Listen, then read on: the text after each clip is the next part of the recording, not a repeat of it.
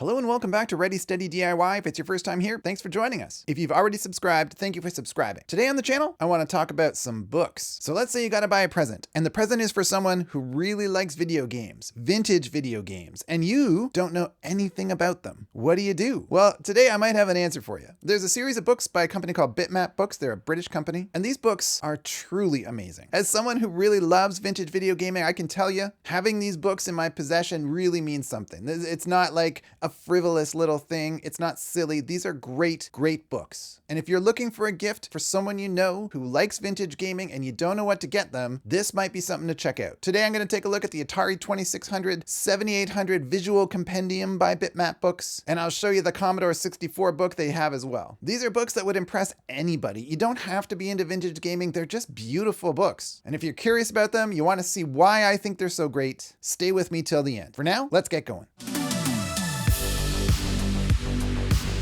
Please don't forget to like this video if you do. So Bitmap Books started in 2014 as a Kickstarter project, and they have grown and grown to the point where I, a guy in Canada, not only has heard about them, but has also bought some books and shipped them halfway across the planet just to read them. The one thing I can say about these books is that they're created by people who really understand the mentality of someone who loves old video games or who wants to collect old video games. These books are in and of themselves collectibles. The series is comprised of a number of books about different video game systems and different computers from the vintage era. So first of all, let's say you buy this for someone and they receive it in the mail. What are they gonna get? Well, the box comes, it looks kind of like this. You can't open this box without being impressed. It's clearly protected very carefully. This is something that people who collect vintage video games know and care about quite a lot, because all of us at some point or another have mail ordered something from somewhere and got it packaged in a terrible manner. It's like the bane of the existence of the video game collector. It's almost like the people who made this book kind of understood and said, look, this book is special. We're going to get it to you special. We're going to get it to you in the condition you want it in. And we're going to spend some time and effort doing that. Look at the corner protectors. It's pretty impressive that they went to this extent to make sure that this book traveled from England to Canada and got here in one piece. I'll show you an unboxing here. It sort of opens up the way you think it would, but it is pretty impressive, pulling it out and then removing the shrink wrap. In terms of size, the two examples I have, 7 inches by 9¼ inches by about 1.5 inches thick. Add the slip cover, and that bumps up to 9¾ inches by 7 1/8 by 2 inches thick. They're not light. You're probably not reading these on the subway. Each book weighs about 3.5 pounds. Definitely coffee table territory. Or your gaming shelf, right? Because these are approximately the size of a vintage video game in the box. And not unlike vintage video games, they've got lots of features, just as books, that recall the 80s and the 90s video game era. First of all, there's real attention to detail here. All of the paper, whether it's the paper in the book, the dust cover, or the slip cover itself, is really high quality paper, really beautiful printing, very careful attention to detail in terms of fonts. The books are just plain beautiful. It doesn't matter who you are. If you love video games, if you don't, there's no way you're not going to see this on a coffee table and pick it up and wonder what it is. The slipcase has a series of amazing lenticular images on it, so I'll show you the Atari book first. It might take you a while to look at this and figure out what's going on, but this is the alphabet. Each letter of the alphabet represented in Atari. There's the Atari logo for A, Berserk for B, C for combat. You see Donkey Kong in the background of the D there, E for E.T., F for Frogger, etc., etc. So they call it a compendium. I guess the idea is this is Atari from A to Z, right? But they don't exactly explain it to you. I really like that. It's almost like a video game Easter egg. You got to kind of figure out the slip cover to your book a little bit.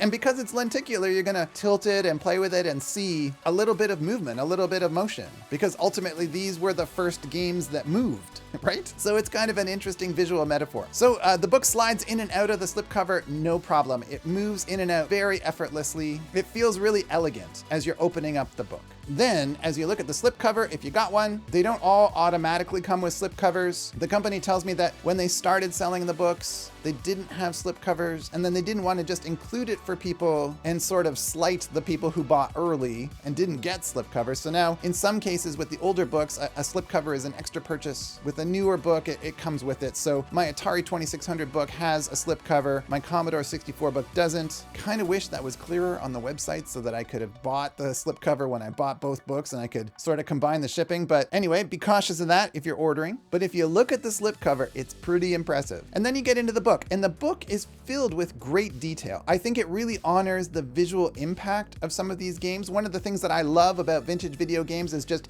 looking at how developers of that era made do with less. That's almost a great mantra for life, and I love looking at video games and exploring how people did that. This book does great honor, particularly the Atari book. It does great honor to the design of the Atari 2600, the cover art of games for the 7800, and just interesting detail in how the games themselves were designed. If you love video games, if you love anything from the 80s era, this book would probably be of interest. Another nice feature is that with each purchase of the book, you get a PDF download of the book so that you can read it on the go. I really love that they give you ribbon bookmarks attached to the spine of the book that are in the colors of the video game system you're reading about. So the Atari book has red and white ribbons, but the Commodore book has red and blue ribbons. This matches the logos of both companies. I think that's a really interesting detail. I mean, ultimately, these books are made to revere products that people love. So if you do put that attention to detail into building this book up, I think that's something that a fan is really going to notice. The paper is high quality, the dust cover is varnished. The book is just pretty spectacular. And as you go through, it goes through game by game by game. It's almost like it's a paper table of contents for your video game collection.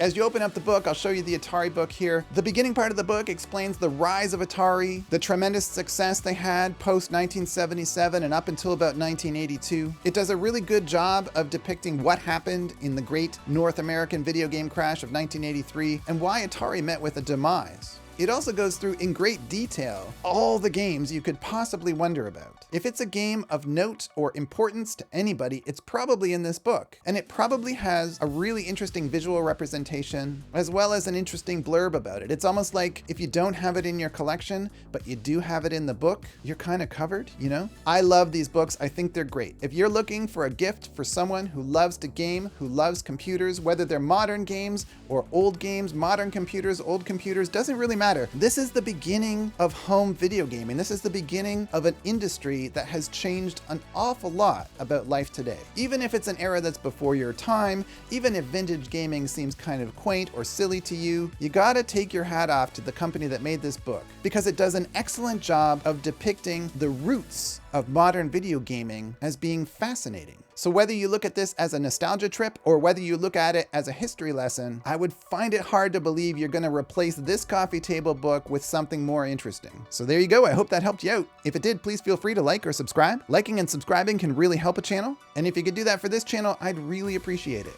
And otherwise, until next week, take care, stay safe, have fun with your DIY projects.